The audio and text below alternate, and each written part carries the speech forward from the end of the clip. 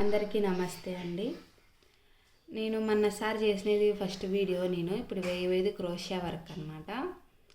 దీంట్లో నేను మొన్న వేసిన దాంట్లో చూస్తే మీకు అర్థమవుతుంది.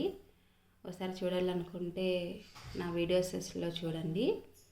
ఇప్పుడు నేను చెప్పేది ఏంటంటే, ఫస్ట్ సారి నేర్చుకోవాలనే వాళ్ళు ఇది మాత్రం ఖచ్చితంగా చూస్తే మీకు ఖచ్చితంగా అర్థమవుతుందండి. మామూలుగా ఇట్లా 6 దారాలు తీసుకొని వేస్తేనే క్రోషియా వర్క్కి ఇంత చిక్కుగా అంటే ఇట్లా 6 దారాలతో కలిపి మనము వేస్తామన్నమాట క్రోషియా వర్క్. ఇట్లా క్రోషియా వర్క్ వేస్తేనే మనకి బాగా తిక్కుగా వస్తుందన్నమాట. అట్లా లేకోకుండా మనం ఎవరైనా కస్టమర్ వస్తారండి, ఇప్పుడు మనము 6 దారాలు తీసుకుంటాం కదా, 6 దారాలు తీసుకుంటాం మనము. ఈ కలర్ ఇంకోటి వేరే డబల్ కలర్ ఉంటుంది. మన 6 దారాలు అంటే 12 దారాలు పడతాయి మనకి. ఆ 12 దారాలకు మనీ పే చేయాలంటే చాలా మనకి డబ్బులు ఖర్చు అవుతుంది కదా. అలా కాకోకుండా నేను ఇప్పుడు చెప్పే ట్రిక్ మీరు ట్రై చేసినారంటే ఖచ్చితంగా మీకు యూజ్ అవుతుందండి. మీకు చూపిస్తాను ఎలాగనేది. ఒక్క దారం మనకి 2 దారాలు, ఇన్ని దారాలు అవసరం లేకోకుండా మనకి 2 దారాలు చాలండి. 2 4 దారాలు అయితే చాలు. ఇవన్నీతో మనకి అవసరం లేదు. నేను చూపిస్తున్నట్టుగా మీరు చేశారంటే మీకు చాలా యూజ్ అవుతుందండి. చూడండి, ఒక్కసారి చూడండి. ఇప్పుడు ఇది దారం కదండి, ఇది దారం. ఒక్క నిమిషం అండి.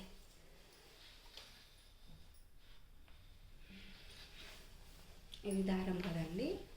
ఈ దారం ఇలా తీసుకొని ఇలా చూస్తున్నారా, ఇలా చూడండి. ఈ సైడ్ ఇలా అంటే నేనేం నా ముడి వేయలేదు, ఉంటే ఇలా పట్టుకున్నాను అనమాట.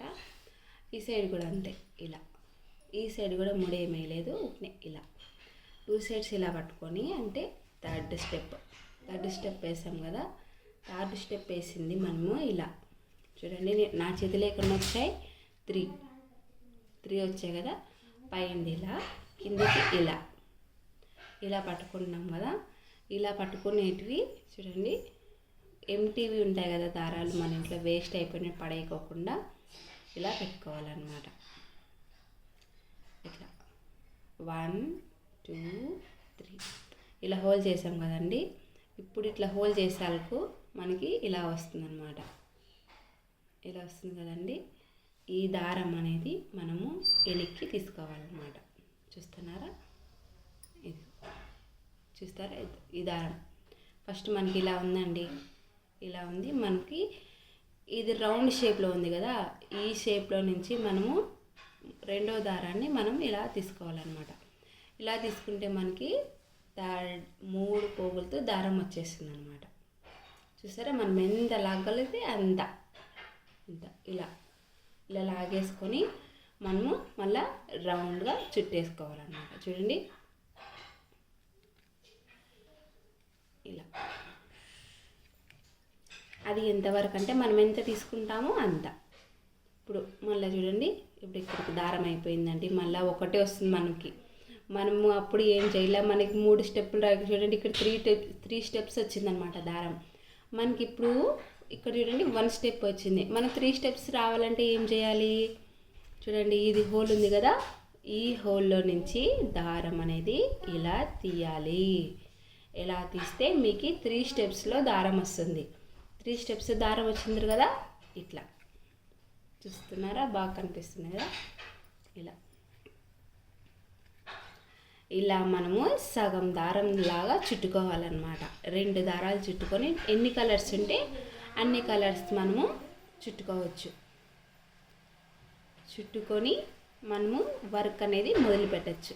మనము ఫస్ట్ చిన్న ఇప్పుడు మనము ఎవరైనా కూడా అండి, మనకి మనీ రావాలనే మనం కష్టపడి మనం చేసుకుంటాము.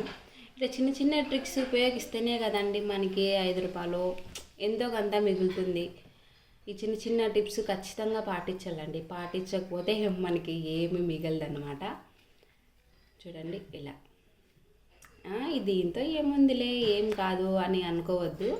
కానీ ఈ చిన్న ట్రిప్సే మనకి మనీ చాలా ఉపయోగపడుతుందండి.